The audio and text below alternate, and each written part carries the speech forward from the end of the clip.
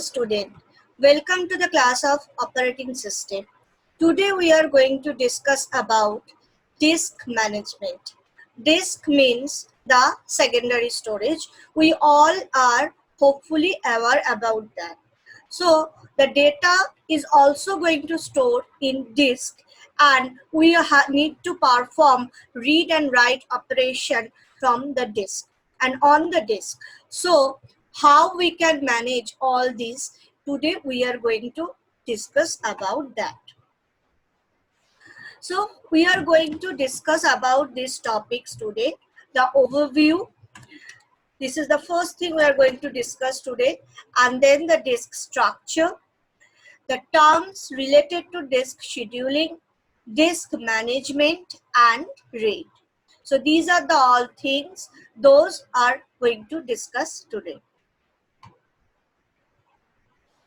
So firstly, disk overview. So disk is a very known thing for us. I think everyone is seen the disk, the hard disk, and how it will look. Everyone is aware about that. So the secondary storage devices are those devices whose memory is non-volatile. That means if we write anything on that secondary storage, then it is non-volatile. That means it is going to be there unless it will be corrupted or we delete the data is going to be there. It is not like that every time when it is restarted or booted, then the data is going to be loaded. It is not like that. The data is with the disk. So these are the few things that we need to discuss about the secondary storage. So secondary storage is also called auxiliary storage. So why it is auxiliary storage? Because it is the additional one. It is not the primary. It is secondary. So it is, for this reason, it is auxiliary storage. Secondary storage is less expensive when compared to primary memory like RAMs. Why? Because the size of primary memory is fixed. It is not a very large size. But if a program is in execution, it should be loaded in the primary memory. So every program which is in execution or wants to execute, they wants to be as a part of primary memory.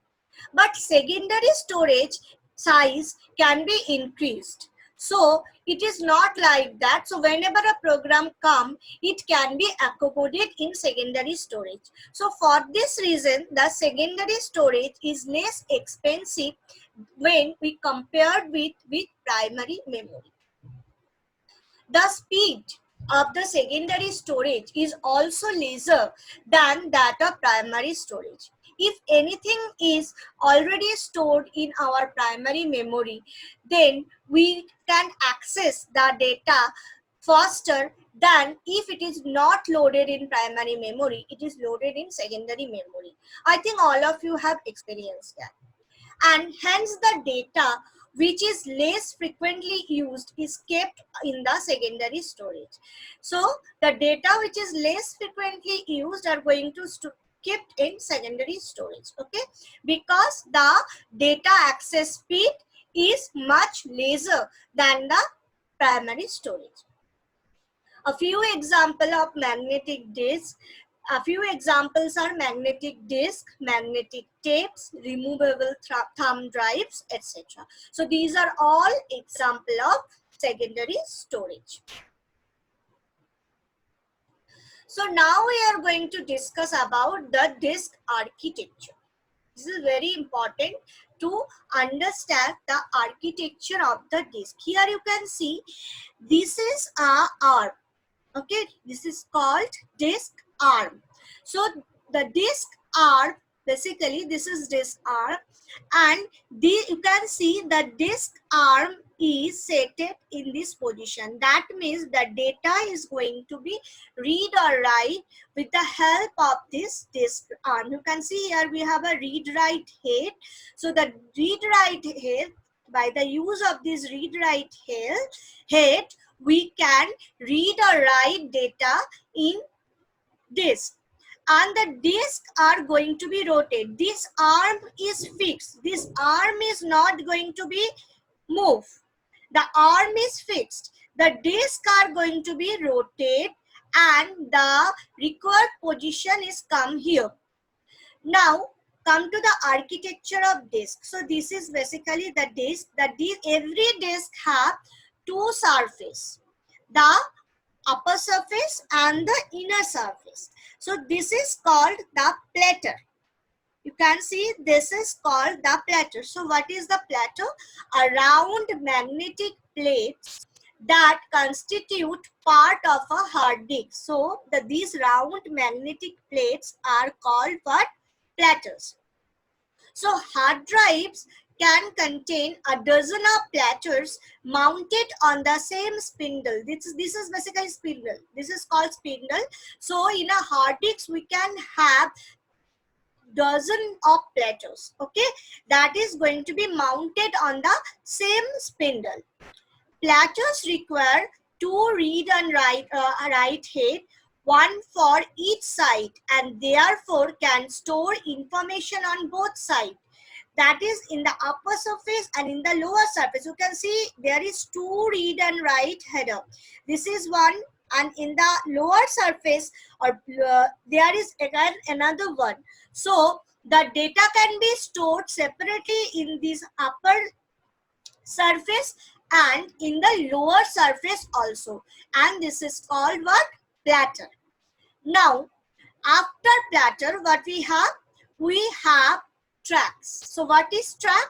The data is stored on concentric circle in the surface known as track. So in a platter, we can have multiple tracks. Okay, you can see these is basically the track.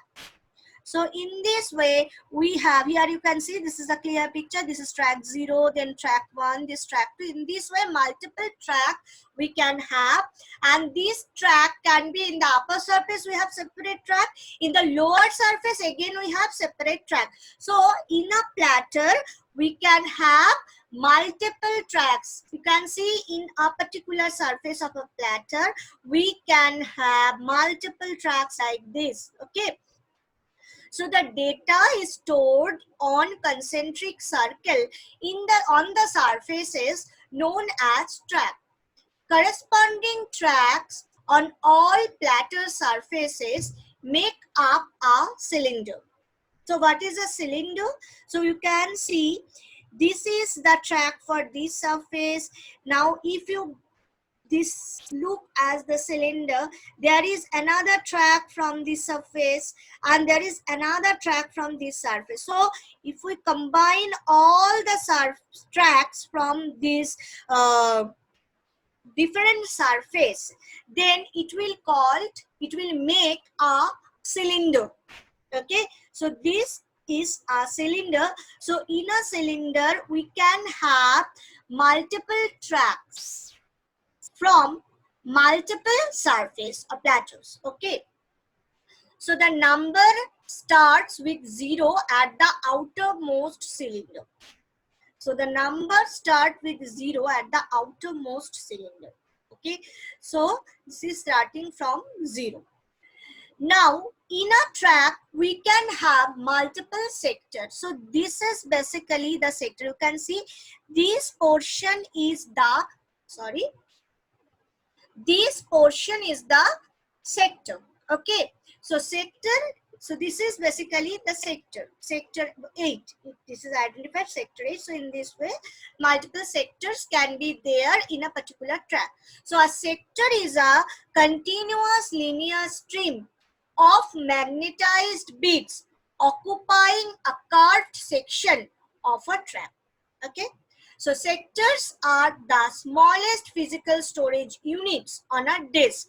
Each sector stores 512 bytes of data. Remember, each sector stores 512 bytes of data. So numbering physical sectors within a track start with 1. So the number of sector start with 1. The number of track start with 0. So here you can see this is the sector 1 from track 0. This is the sector 2 from track 0, like this. Okay. So basically first we have platter. In platter we have multiple tracks.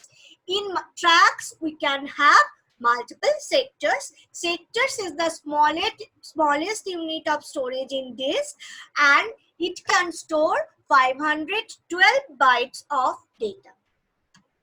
So this is basically the structure. So now we are going to discuss about some terms related to disk scheduling. So seek time. What is seek time? So seek time is the time taken on locating the disk arm to a specific track where the read or write request will be satisfied. That means here you can see the arm is fixed. Suppose we want to read or write in this sector. So the disk is going to rotate and this sector is going to come in this position.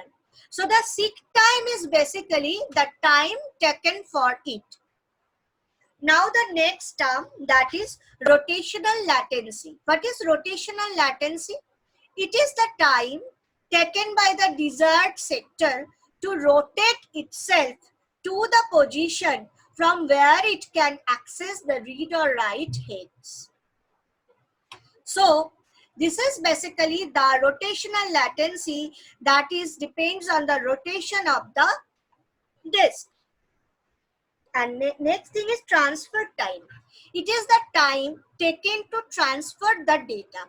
That means these are the three parameters: seek time, rotational latency, and transfer time. Depending on the disk scheduling algorithms are going to be chosen.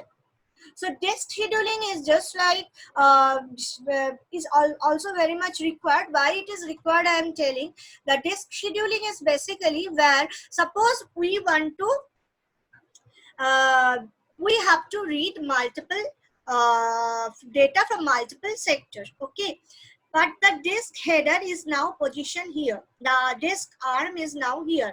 So suppose we have to read from this sector also, this sector also, this sector also, and this sector also. So where the arm go first and what data and read the data first.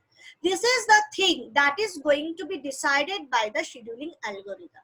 We have multiple disk scheduling algorithms like first come first serve, shortest seek time first like SSTF, scan, syscan, look, clook. So these are all we have. These are all disk scheduling algorithms. The how the disk scheduling algorithms are work that have described in the next video.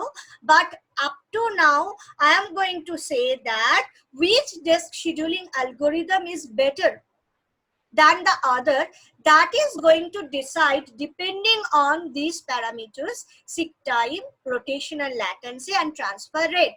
Everyone is actually going to indicate how much time we are going to take for these operations and how much time we are going to take to the system is going to take to read or write on the disk or from the disk. That is basically the thing that is we need to determine. And on that, so for this reason, these are the terms related to disk scheduling. There is some other terms also, that is disk access time, disk response time, and purpose of disk scheduling. So disk access time is what? The rotational latency plus seek time plus transfer time. That means a time is going to be taken by the disk arm, a time is going to be taken by the disk to rotate, and the time is going to be taken for transfer data. If we add all these, then what we have? The disk access time. Now the disk response time. It is the average of time spent by each request waiting for the IO operation. Okay, so the average response time taken by the disk for input-output operation. And now the thing that is very important, that is purpose of disk scheduling. Why we want to schedule? The main purpose of disk scheduling algorithm is to select a disk request from the queue of IO requests and decide the schedule when this request will be processed. Okay, so these are the main things. So we are going to discuss the disk scheduling algorithm in separate lectures.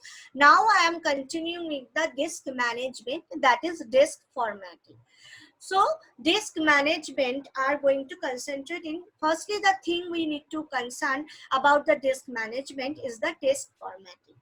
So low level formatting or physical formatting. That is basically what? Divide the disk into the corresponding fields for capable to read and write. Each sector can hold header information plus data plus error correction code. Usually 512 bytes of data, but can be selectable. To use a disk to hold files, the operating system still needs to record its own data structure on the disk. Partition the disk into one or more groups of cylinders, each treated as a logical disk. Logical formatting or making a file system. To increase efficiency, most file system groups blocks into cluster. Disk I/O done in blocks, file I/O done in clusters. So these are some things that you need to take care. Now what is bootstrap loader? So boot block, there is a block which is called boot block that is initializes the system. So when the system start, firstly bootstrap loader is the first program which is going to be run first. And methods such as sector sparing used to handle bad blocks. Okay. So here you can see sector 0 is always going to point to the boot. Okay. So this is basically the structure. So what is bad block? No disk can be manufactured to 100% perfection, and all physical objects wear out over time. So bad block is basically the portion of the disk which cannot be used, the errors. So that block is going to refer to that portion. And boot block is the portion where the bootstrap program is located.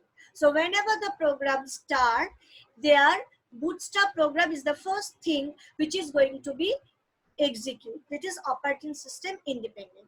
So the first sector on the hard drive is known as the master boot record, MBR, and contains a very small amount of code in addition to the partition table. The partition table documents how the disk is partitioned into logical disk and indicates specifically which partition in the active or boot partition. So there can be a dual boot also. So basically MBR, that is the master boot record, which is going to contain the boot code and the partition table data. And partition table is going to be point to the multiple partitions. So this is basically booting from disk on Windows 2000. So the next topic is RAID, that is redundant arrays of independent disk.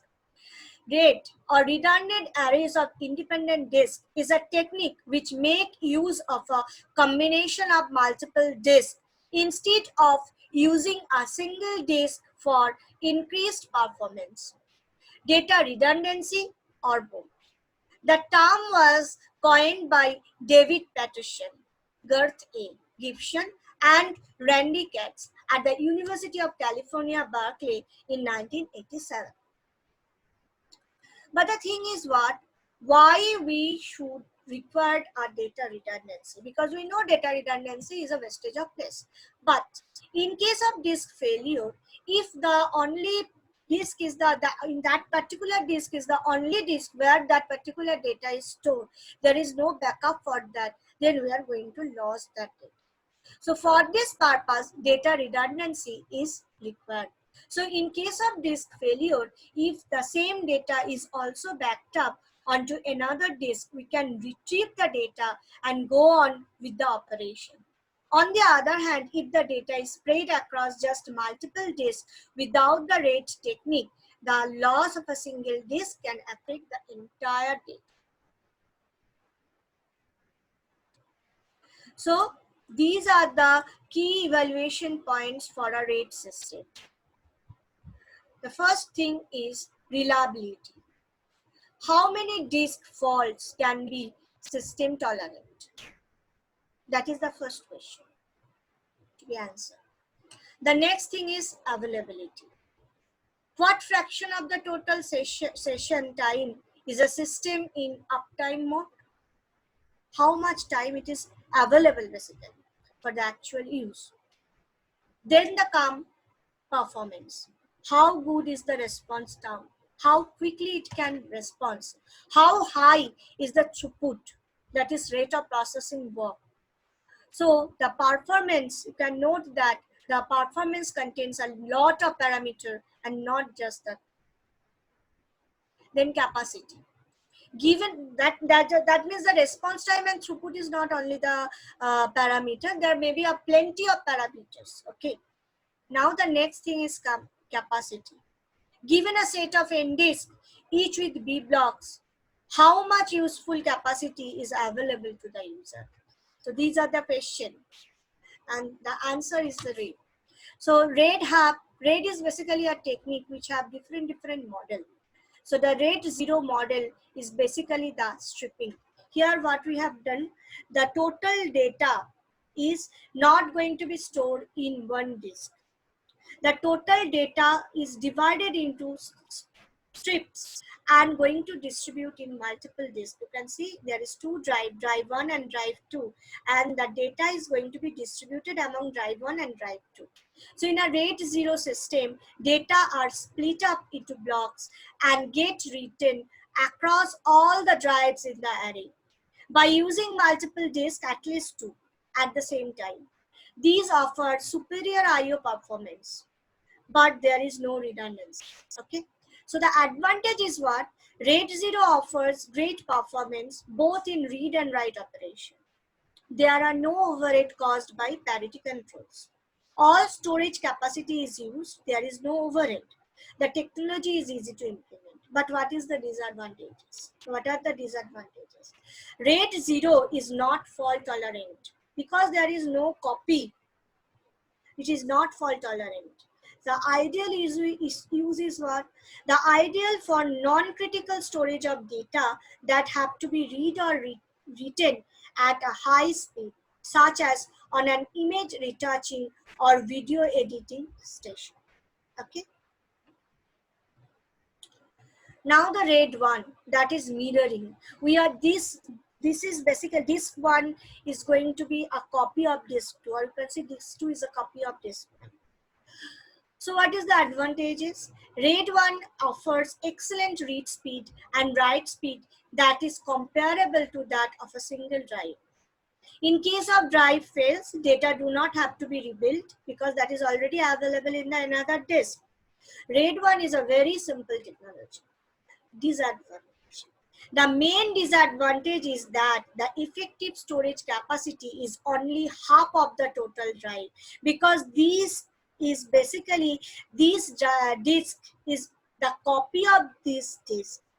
So this is basically a copy. So the effective capacity is basically the half. Okay, and ideal use is what? RAID 1 is ideal for mission critical storage. For instance, for accounting systems, it is also suitable for small servers in which only 2 data drives will be used. Now RAID level 2, 3 and 4.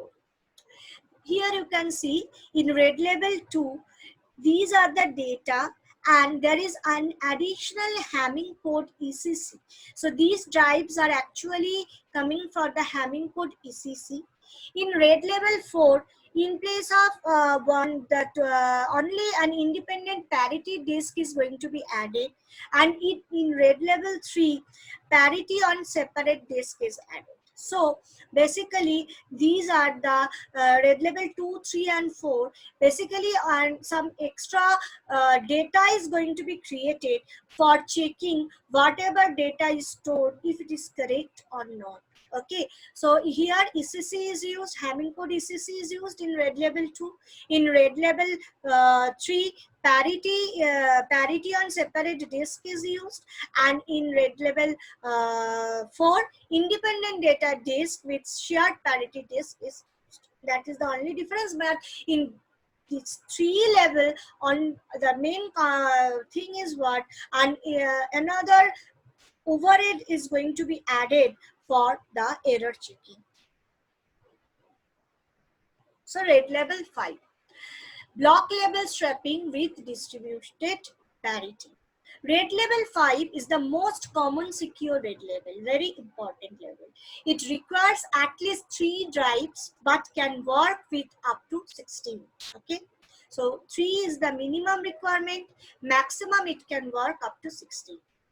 Data blocks are stripped across the drives, and on one drive, a parity checksum of all the block data is written. You can see for each and every drive there is a parity. Okay, there is a parity. So the advantage is what?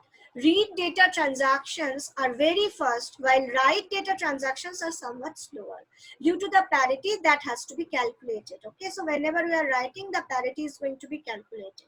If a drive fails, you still have access to all data, even while the failed drive is being replaced and the storage controller reveals the data on the new drive. Okay.